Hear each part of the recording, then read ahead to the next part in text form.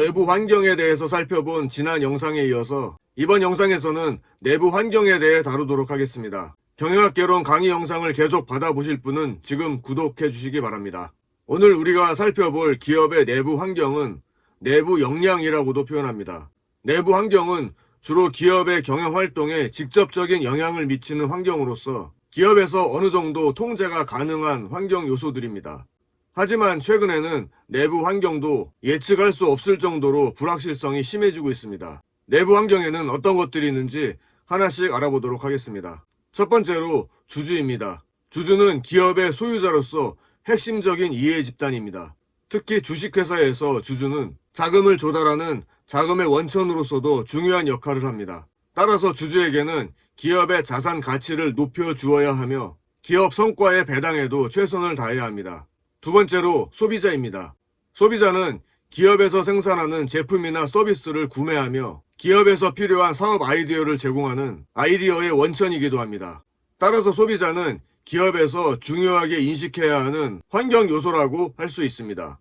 다만 블랙 컨슈머와 같이 기업으로부터 부당한 이익을 얻고자 고의적으로 악성 민원을 제기하여 기업에게 과도한 보상을 요구하는 나쁜 소비자들도 있음을 기억해야 할 것입니다. 또한 프로슈머의 개념도 알아두시기 바랍니다. 프로슈머란 생산자와 소비자의 합성어로 직접 제품을 기획, 개발하고 생산 과정에 참여하는 소비자를 말합니다. 기업의 내부 환경 세 번째는 지역사회입니다. 기업과 지역사회는 서로 분리할 수 없는 관계입니다. 기업은 지역사회와의 관계를 중시하여 지역사회의 발전에 공헌할 수 있는 노력을 통해 지역사회와의 관계를 개선하도록 해야 합니다.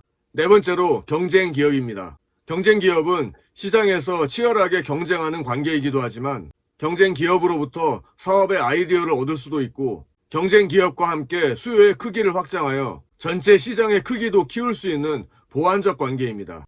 특히 경쟁기업의 전략 방향, 목표 시장, 가격 등을 비롯한 경쟁기업의 강점과 약점을 전략 수립 시 반드시 고려해야 합니다. 다섯 번째로 노동조합입니다. 노동조합은 노동자의 권익을 위해 존재하는 대표기구입니다.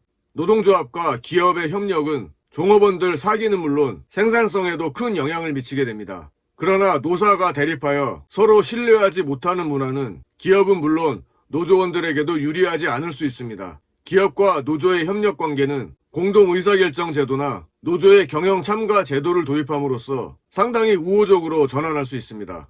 여섯 번째로 자금 조달입니다. 자금 조달은 사업 목적 달성을 위해 필요로 하는 자금을 획득하는 것입니다. 자금 조달은 크게 외부 조달과 내부 조달로 나눌 수 있습니다. 그리고 외부 조달은 직접 금융과 간접 금융으로 나눠집니다. 자금 조달의 방법은 자금의 용도, 기업의 내부 능력, 금융시장의 상황 등을 고려해서 결정해야 하며 특히 타인 자본을 이용할 경우 회사의 상환 능력을 고려하여 자금 조달의 규모를 결정해야 합니다. 일곱 번째로 인적 자원입니다. 기업은 관리자를 포함하여 모든 종업원들의 능력과 자질을 고려하여 기업에게 꼭 필요한 사람을 채용하고 지속적인 교육과 훈련을 통해 그들의 능력을 향상시킴으로써 급변하는 환경 변화에 능동적으로 대응해 나갈 수 있어야 합니다. 여덟 번째로 기술 수준입니다. 기술의 라이프 사이클이 갈수록 짧아져서 기술 문제를 해결하는데 어려움을 겪을 수 있습니다. 또한 순수 기술도 중요하지만 갈수록 융복합적인 기술 확보가 경쟁력에 큰 영향을 끼치고 있습니다. 따라서 신제품의 개발, 기술 수준의 향상을 위한 투자 등을 지속적으로 유지해야만 급격히 변하는 환경에 적응할 수 있습니다. 아홉 번째로 가격 경쟁력입니다. 가격 경쟁력은 경쟁 회사의 제품 가격보다 더 낮은 가격으로 제품을 공급하는 능력을 말합니다. 가격 경쟁력은 시장에서 소비자를 확보하고 시장 점유율을 높이는 데 중요하게 작용합니다. 하지만 가격 경쟁이 지나치면 기업의 생존에 안 좋은 영향을 줄 수 있습니다. 따라서 기업은 비가격 경쟁의 형태인 차별화 전략도 고려해야 합니다. 열 번째로 유통 경로에 대해 알아보겠습니다. 유통 경로 또는 유통 채널이란 기업에서 생산된 제품이 생산자에게서 소비자에게 이전되는 모든 과정과 활동을 총칭합니다. 최근에는 정보기술의 발달로 생산자와 소비자가 직거래하는 유통경로와 O2O의 비중이 높아지면서 유통경로가 빠르게 변화하고 있습니다. O2O란 온라인과 오프라인의 유기적인 연결과 결합으로 새로운 고객 창출을 시도하는 개념입니다. 즉 온라인과 오프라인을 통합하여 소비자에게 편익을 제공하는 서비스를 말합니다. 이 밖에도 내부 환경 요인으로는 판매 방식, 자금의 유동성을 높이려는 노력, 투명 경영을 위한 관리 체계의 도입, 불필요한 조직을 개선하여 신속한 의사결정 체계를 유지하려는 노력, 이직률을 막기 위한 복리후생 문제의 개선 등을 꼽을 수 있습니다. 이러한 내부 환경의 범위는 학자마다 다를 수 있으며 그로 인한 사회적 책임의 범위도 달라질 수 있습니다.